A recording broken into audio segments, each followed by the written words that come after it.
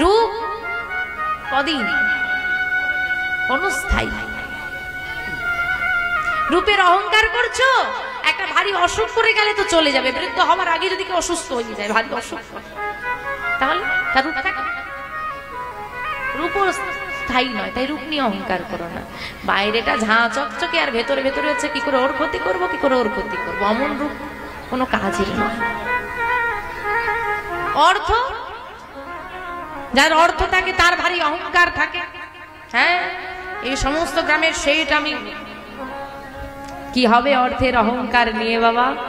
সেই তো শেষ দিনে 1 টাকার একটা দেশ লাগবে, জ্বালিয়ে পুড়িয়ে ছাই করবে, অসার দেহটাকে মাটিতে মিশে যাবে। অর্থের অহংকার করছো, যে তোমাকে এই কর্ম ক্ষমতা দিয়ে ধনী করেছে, সে চাইলে ধূলিসাৎ করে দিতে সময় লাগবে।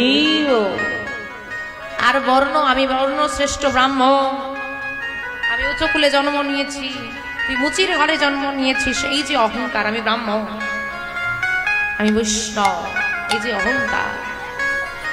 মুচি হয়ে শুচি হয় যদি কৃষ্ণ ভজে, শুচি হয়ে মুচি হয় যদি কৃষ্ণ ত্যাগে, তাই গৌর হরি বল, হরি বল। যদি কৃষ্ণ ত্যাগে, শুচি হইয়েও মুচি হয় যদি কৃষ্ণ ত্যাগে, আর শুচি মুচি হইও শুচি হয় যদি কৃষ্ণ ভজে। ভজন সাধন করো, মুচি থেকেও শুচি হওয়া যায়। আর তুমি বর্ণশ্রেষ্ঠ ব্রাহ্মণ কুলে জন্ম নিয়ে মনে ভক্তি নেই, প্রেম নেই, সাত্বিক আচার আচরণ নেই, তোমাকে কেউ বৈষ্ণব বলে সম্মান দেবে? ব্রাহ্মণ বলে সম্মান দেবে? দেবে না। হরি বল, হরি বল। তাই অহংকার করো না। যদি 10 বছর লাগে তোমার অহংকারের জায়গায় আসতে, ধীরে ধীরে তো আসতে হবে। আর ওইখানেই পৌঁছে দিয়ে অহংকার করো, 10 সেকেন্ডে ভগবান ধূলিসাৎ করে দেবে। কতটুকু ঘটনাকে কেন্দ্র করে জমিদারের প্রাণ চলে গেল। এবার কি হবে? লালাবাবু ছাড়া কোনো গতি নেই, জমিদার তো দ্বিতীয় জমিদার আর কে রইল? সবাই এসে আবার লালাবাবুর পায়ে ধরলেন, কাকুতি মিনতি। যার প্রতি আপনার অভিমান তিনি তো আর নেই, তাহলে আপনি কার প্রতি অভিমান ধরে নিয়ে বসে আছেন? আপনার জমিদারি আপনি গ্রহণ করুন, আপনার যেমন খুশি তেমন করে সাজাবেন, আপনার যাকে ভালো লাগে, যতটা ভালো লাগে দান করবেন, আপনাকে কেউ নিষেধ করবেন, আপনি ফিরে চলবেন। তবুও প্রায় যাওয়ার ইচ্ছে নেই, তবুও কিছু করার নেই। প্রহরীর কথা ভেবে জমিদার ফিরে এলেন, লালাবাবু জমিদারি গ্রহণ করলেন। দেখতে দেখতে লালাবাবুর জমিদারিতে সবাই ভালো, যে আসে দুহাত ভরে দান করে, ধন্য ধন্য জমিদার, সবাই আশীর্বাদ করে। দেখতে দেখতে লালাবাবুর বিবাহযোগ্য হলেন। কাত্যায়নী নামের সুকন্যার সঙ্গে লালাবাবুর বিবাহ হলো। লালাবাবুর আবার পুত্র সন্তান হয়েছে। মা বছর ঘুরলো, সময় কারোর জন্য বসে কতগুলো বছর কেটে গেল। দেখো দেখো লালাবাবুর ঘর আরো করে একটা পুত্র সন্তান এসেছে। নাম রাখা হয়েছে নারায়ণ। আর মায়েরা কি নাম রাখো? এখন সব শর্টকাট, অত বড় নাম রাখলে হবে না বাবা। পিন্টু, সন্টু, মুন্টু, পাপাই, টুপাই, বাবাই। আর এখন এমন কিছু নাম বেরিয়েছে সে কোনো অর্থ নেই। যা ও মা, মানুষ এখন সব শর্টকাট শিখে গেছে। বাবা মা যদি বড় নাম রাখে, ছেলেরাই এখন ছোট করে দিচ্ছে, কেটে নিজেরাই নিজেদের নাম রেখে নিচ্ছে। আর মানুষ শর্টকাট শিখে গিয়ে এত শর্টকাটে দাঁড়িয়ে গেছে, মেয়েদের জামা কাপড় হাঁটুর নিচে নামে না, 12 হাত শাড়িতে অঙ্গ ঢাকা পড়ে। এত শর্টকাট হয়ে গেছে না, এত শর্টকাট হয়েছে যে 2 হাত দিয়ে গোবিন্দকে আর প্রণাম হয় না। এখন শর্টকাটের যুগে শর্টকাট প্রণাম। এই প্রণাম হচ্ছে না আঙুলের ব্যায়াম হচ্ছে, আপনি বুঝতে পারবেন। ওই যে অনেক সহজ কোনো কাজ হলে বলে না, আরে এই কাজ তো আমার 1 আঙুলের খেয়ে, সহজ কাজ। তো এইরকম ভগবানকে এখন দেখিয়ে দিচ্ছে, হ্যাঁ গোবিন্দ তোমাকে প্রণাম করো, এখন আমার 1 আঙুলের খেয়ে। ভগবানও মাঝে মাঝে ভুলে যায় কি করছে এখানে দাঁড়িয়ে। কি হচ্ছে ব্যাপারটা, তারও ভাবতে সময় লাগে। এবার আপনি বলবেন তুমি তো ওখানে দাঁড়িয়ে বলে দিচ্ছ, কিন্তু আমি বাড়ি থেকে অফিসের যে কাজের পথে যাচ্ছি তাদের 10-12টা মন্দির পড়ে। এই যেমন এই পথ দিয়ে যারা যাবেন, এই যে পথের ধারে রাধা গোবিন্দ বসে আছে, কি করবেন? নেমে নেমে নেমে নেমে প্রণাম করতে করতে যাবে, তো ফেরার সময় হয়ে যাবে। কি করব? ওই এক আঙুলি সম্বল, প্রয়োজন নাই, মাথাটা নত করো।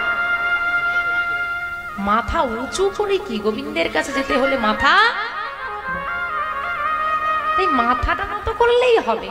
ওই লোক দেখানো এক আঙুলের প্রণাম প্রয়োজন নেই, ওতে ভক্তি নেই। ভগবানের জন্য মাথা নত করো, নত স্বীকার করো, এতেই হবে। যেখানেই যাবে, যে পথ ধরেই যাও, পথের ধারে যে কোনো মন্দির দেখতে পেলে, সে তোমার চেনা রাস্তা হোক অচেনা হোক, একটু মাথাটা নত করেছে। হরি বল, হরি বল। আজকে লালা বাবু নারায়ণের বদনখানা দর্শন করে আনন্দিত হলেন। দেখতে দেখতে নারায়ণও বড় আদরে বড় হয়ে উঠেছে। সেও তো জমিদারি পরিবারের একমাত্র পুত্র। নারায়ণ যত খেলাধুলো করে ছোটাছুটি করে, জানেন বাবা ছেলেটা কেমন দুষ্টু হয়, বাচ্চা ছেলেরা দুষ্টুমি করে বেড়ায়, খেলাধুলো করে, ততই নারায়ণকে দেখে লালাবাবুর নিজের শৈশবকালের কথা মনে পড়ে, বারবার মনে পড়ে সেই অভিশপ্ত দিনের কথা। আজকে তার খুব মনে পড়েছে, প্রভাতকালে নারায়ণকে দেখে খুব সেই দিনটার কথা তার মনে পড়ছে। তাই সে আজ আবার ওই প্রভাতকালে সেই বারান্দায় এসে বসেছে। মনে পড়ছে কথাগুলো, না এতদিন আসেনি, হঠাৎ সে আজ এসে বসেছে। আর যেই না বসেছে সেই দিনের কথাটা চিন্তা করছে, এমন বসেছিলাম, এমন প্রভাতকাল একজন বাইরে থেকে ডাকছিল, হ্যাঁ এইভাবে ডেকেছিল। আর যেই না চিন্তা করেছে, দরজা থেকে একজন ডাক দিচ্ছে, বাবু বাবু গো, হরি বল, ও বাবু, আমায় কিছু ভিক্ষা দাও বাবু গো। চমকে উঠলেন লালা বাবু, এ কি, আমি কি ভুল শুনলাম? না আমি এতটা তো ভুল শুনি না। এই সেই প্রভাত, এই সেই বারান্দা, এই সেই চিৎকার, মনের ভুল না, মনের ভুল না। তিনি সিদ্ধান্ত করে উঠতে পারলেন না কোনটা ঠিক কোনটা ভুল। তাই কিছু না ভেবে ছুটতে ছুটতে দরজার সামনে এসে দাঁড়িয়ে তিনি চমকে উঠলেন। সেই রুগ্ন কায় দেহ, সেই গায়ে নামা বলি, সেই কাঁধে ভিক্ষার চলি, সেই ললাটে চন্দন, কে তুমি, কে তুমি, এমন করে ডাক দিলে, কে তুমি? আমি, আমাকে জিজ্ঞেস করছে বাবু, আমি কে জানো?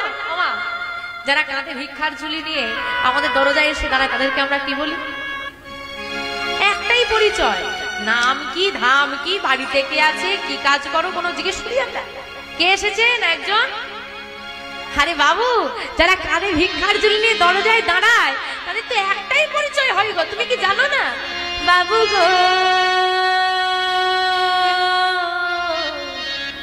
আমি হলাম দিন ভিখারি। বাবু গো,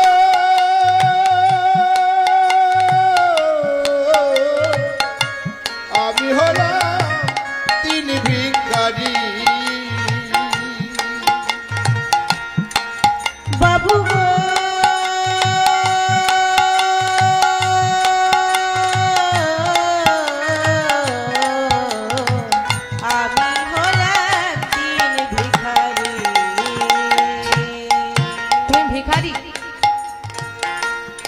ভিক্ষা করো কেন?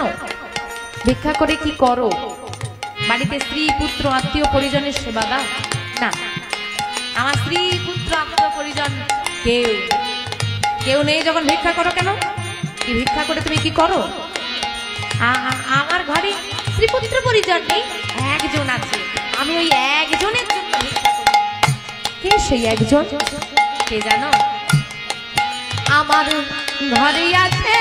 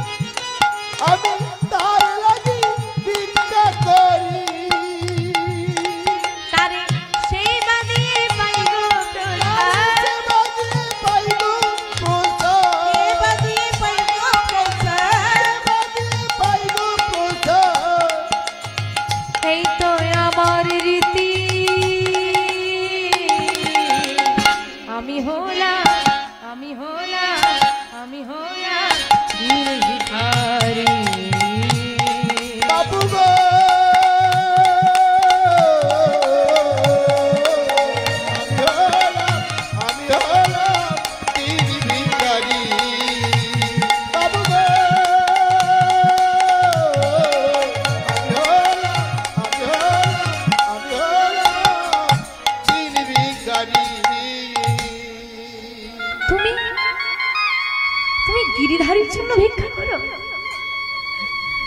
এতদিন তো সংসারের জন্য ভিখারি সাজতে অনেককে দেখেছি,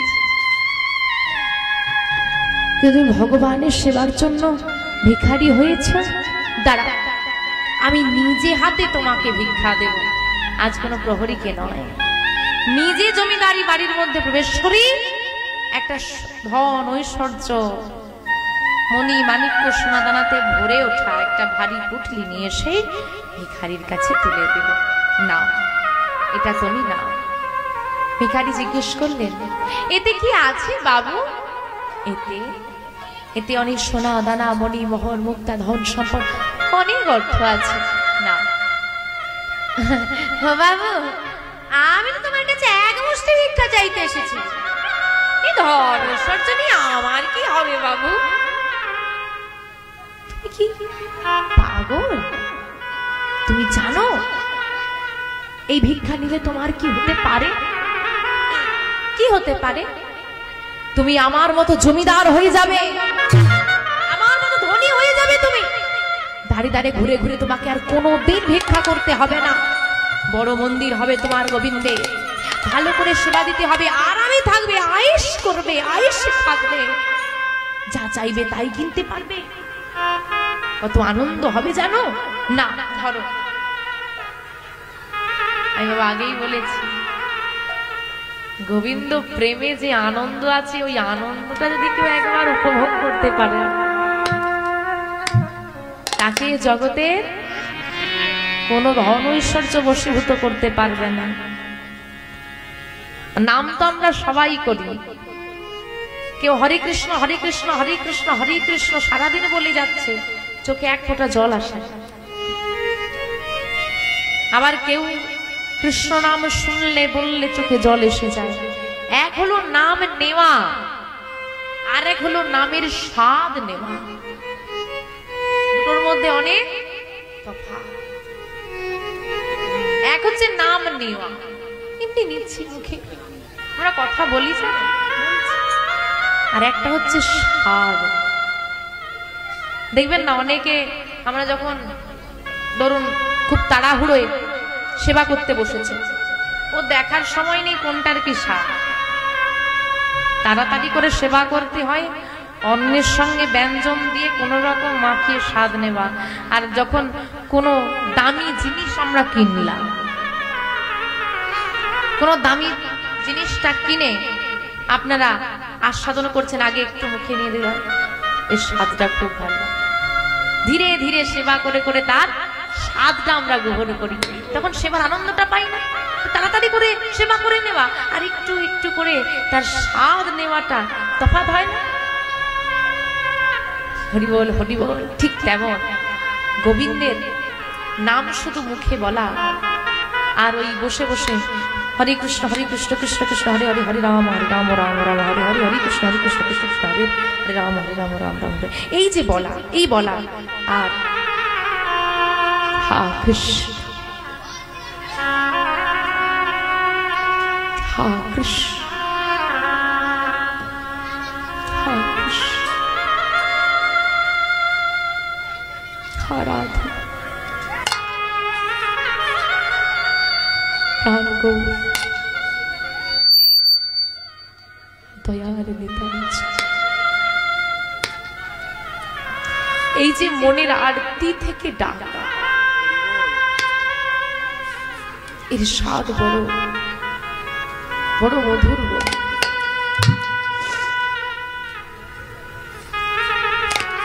বলে একেবারে কৃষ্ণ নামে জীবের যত পাপ হারে, জীবেরও সাধ্য নাই, জীব তত পাপ করে। হেন কৃষ্ণ নাম জীব লয়ে বহুবার, তথাপি নাশে প্রেম না বহে অশ্রুধার। জানোই হৃদয় অপরাধ আছে প্রচুর, কৃষ্ণ নামের বীজ তাতে না হয় অঙ্কুর। একবার কৃষ্ণ নামে জীবের যত পাপ হরে, শুনেছেন কথা? জীবেরও সাধ্য নাই, জীব তত পাপ করে। মানে একবার কৃষ্ণ নাম বললে তোমার যত পাপ হবে, যত পাপ হরণ হবে, তোমার ক্ষমতা নেই তুমি অত পাপ করতে পারবে। কিন্তু কখন? এই কথাটা শুধু এই দুটো লাইন শুনলে কি মনে হয় বাবা? যে আমি যদি খুনও করে ফেলি, একবার কৃষ্ণ নামে জীবের যত পাপ হরণ হয়ে যাবে, কিন্তু এই নামটা প্রভাব বিস্তার করবে কখন? হেন কৃষ্ণ নাম জীব লয়ে বহুবার। একবার কৃষ্ণ নাম জীব বহুবার নিল, তথাপি না আসে প্রেম, না বহে অশ্রুধার। তবুও মনে একটু প্রেম এলো না, চোখে একটু জল এলো। জানো সে হৃদয় অপরাধ আছে প্রচুর,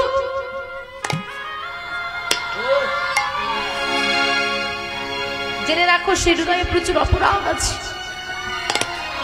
কৃষ্ণ নামের বীজ তাতে না হয়, কৃষ্ণ নামের বীজ তাতে অঙ্কুরিত হবে না। দাদা একটু গিয়ে বলে আসুন না, চিৎকার। যেখানে সেবা হচ্ছে একটু গিয়ে কেউ বলে দিন না, ভীষণ চিৎকার করছে মায়েরা।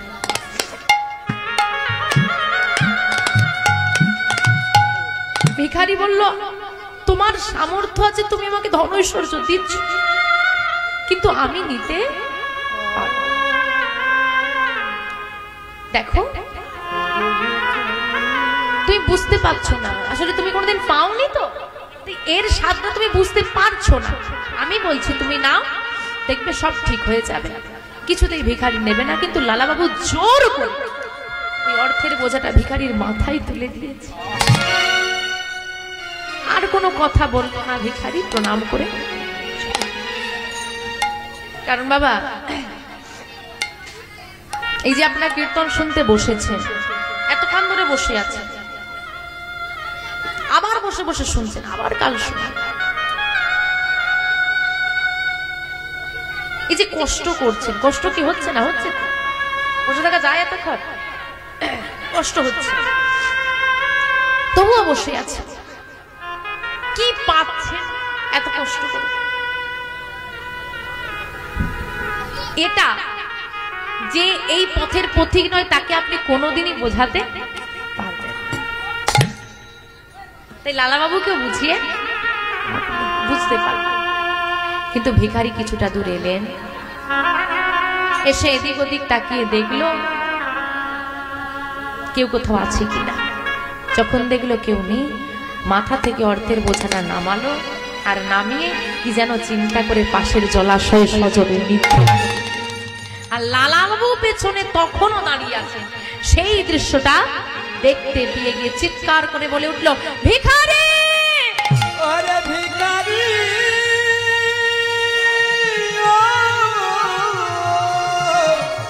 ভিখারি, বল বলে কি করি রে ভিখারি, ওরে ভিখারি। এত বড় স্পর্ধা তোমার! আমি এত ভালোবেসে তোমাকে দিলাম, তুমি সেটা জলের মধ্যে ফেলে দিলে। তুমি তো ভিখারি, বুঝবে কি করে অর্থের মূল্য? যে সম্পদটা তুমি জলের মধ্যে ফেলেছ, তুমি জানো ওই সম্পদটাকে উপার্জন করতে কত কষ্ট, কত পরিশ্রম, কত দিন সময় লাগে? তার বিন্দু মাত্র ধারণা তোমার মধ্যে আছে? আমি ফেলতে চাইনি বাবু। ফেলতে চাইনি মানে? আমি সচক্ষে দর্শন করলাম, তুমি ফেলে দিলে, এখন আমাকে দেখে বলছো আমি ফেলতে চাইনি? বিশ্বাস করো বাবু, আমি ফেলতে চাইনি। তাহলে ফেললে কেন? আচ্ছা বাবু, যদি আমার ফেলে দেবারই মানসিকতা থাকতো, আমি নিতাম কেন? আমি তো চলে আসতে পারতাম। বিশ্বাস করো, সব মানুষের মনেই তো ধনী হবার বাসনা থাকে, কি থাকে না? সবাই তো ধনী হতে চায়। আমি কত ধনী বাবুদের বাড়িতে ভিক্ষা করতে গেছি, কিন্তু বিশ্বাস করো বাবু, কোনোদিন আমার মনে ধনী হবার বাসনা জাগে না। কারণ অর্থ সবার ঘরে আছে, কিন্তু আমার ঘরে যা আছে তা সবার ঘরে নেই। ধনী মানুষ হতে পারে পরিশ্রম করলে, ধনী হওয়া যায়। অসৎ পথে গিয়েও তো ধনী হওয়া যায়, হওয়া যায় না? কিন্তু কত জনের ঘরে রাধা মাধব থাকে, কত জনের ঘরে গিরিধারীর সেবা দেয় বলো। ধন পাওয়া অনেক সহজ, কৃষ্ণ ধন পাওয়া সহজ নয় গো। আর যে পেয়ে হারায় তার মতো হতভাগা কেউ হয়। আমিও তো তুমি যখন অর্থটা আমার মাথায় তুলে দিই, কোনদিন যে বাসনা আমার জাগেনি আমি ধনী হব, সেই বাসনা আমার মধ্যে এসে গেল। ধন বড়, ঐশ্বর্য বড় লোভনীয় জিনিস। কেউ একজন গলায় মোটা সোনার চেন পড়ে আছে, তার সঙ্গে একটা তুলসীর মালা পড়ে আছে, তুমি কোনটার দিকে আগে তাকাবে? সোনা না, সোনার চেনটা আগে চোখে পড়ে যাবে। সাধারণ ব্যক্তি যারা ভক্তি মার্গের হয়ে গেছে তারা তো সেটা দেখবে, যারা সাধারণ বেশিরভাগটাই সোনার চেনটা আগে দেখবে। বাবা এত মোটা পড়লো, আমার যদি হতো। তুলসীর মালাটা পাওয়ার ইচ্ছা কি সবার না জাগলেও বেশিরভাগ কিন্তু ওই সোনার চেনটা পাওয়ার ইচ্ছে নেই। তুলসীর মালাটা সবাই নিতে চায় না। ঐশ্বর্য আমি কোনোদিন চাইনি গোবিন্দকে পেয়ে, কিন্তু এই লোভনীয় যখন জিনিসটা যখন মাথায় তুলে দিয়েছে, সেই মায়া তাকে গ্রাস করেছে। আর কিছু বলতে পারলো না, নিয়ে চলে যাচ্ছিল। তা আনন্দের সঙ্গে আমি নিয়ে যাচ্ছিলাম, হঠাৎ করে পাশ থেকে কে একজন আমাকে ডেকে বলল, ভিখারি।